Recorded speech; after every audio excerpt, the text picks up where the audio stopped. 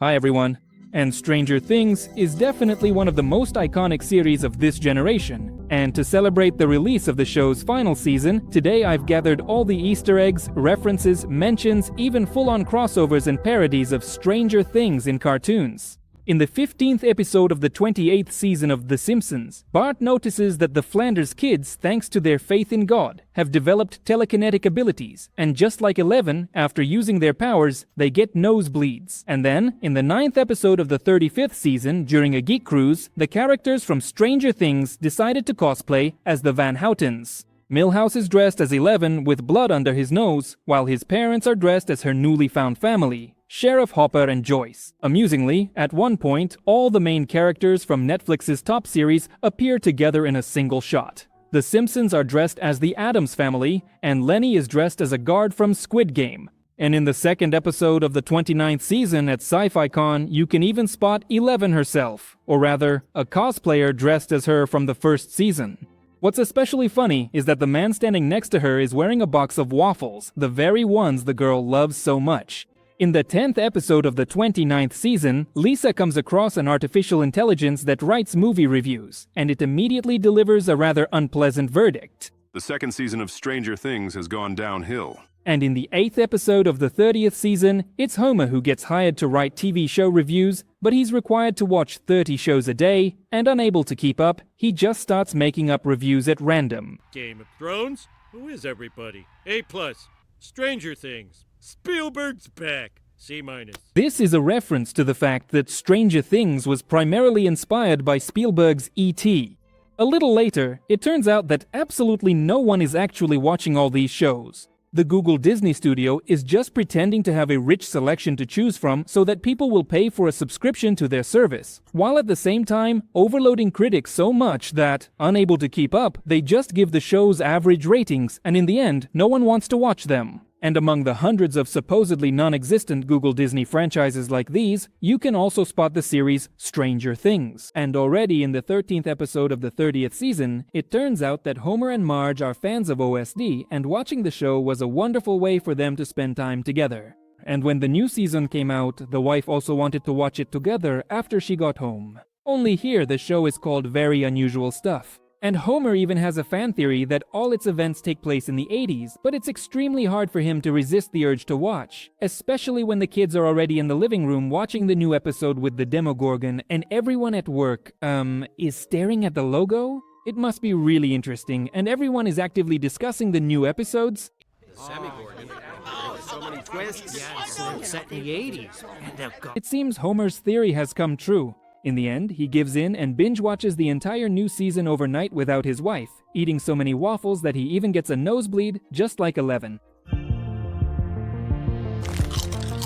When Marge finds out about this, she gets very upset, and Homer feels so guilty that he even has nightmares where all his friends end up in the Upside Down.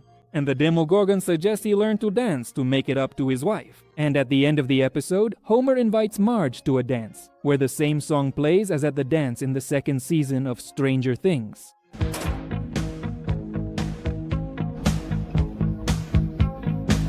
And among the crowd, you can even spot the Demogorgon clapping along. Already in the 18th episode of the 32nd season, when Bart and Lisa decide to go for a bike ride, you can spot parodies of the kids who are much more used to it in the background. Only now, for some reason, Dustin has a different skin color, and Lucas is actually a blonde. The Demogorgon is chasing all of them. And a bit later, we see in the background that he calmly ate them all. And their bikes fall over to a familiar tune.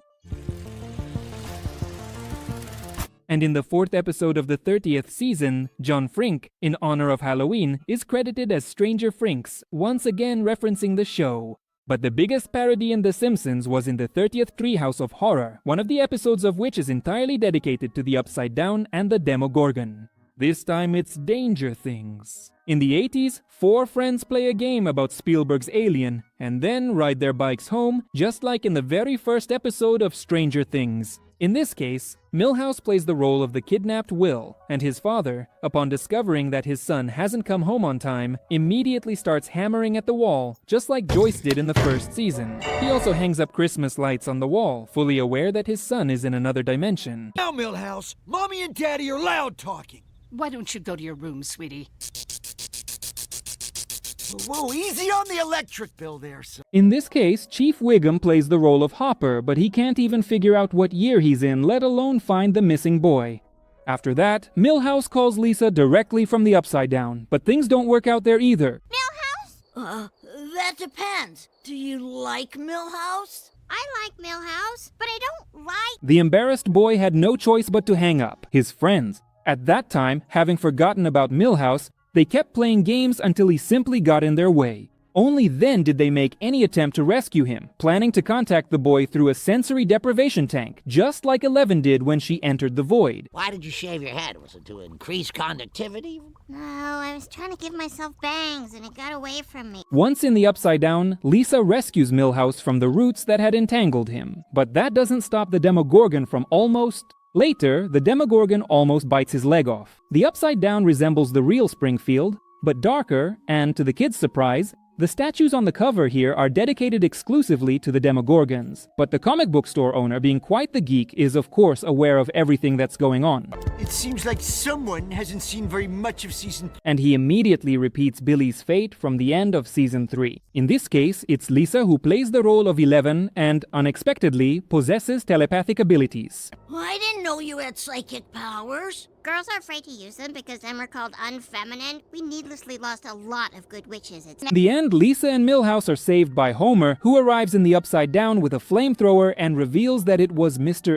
Burns opened the portal to this dimension as part of a monster hunting program.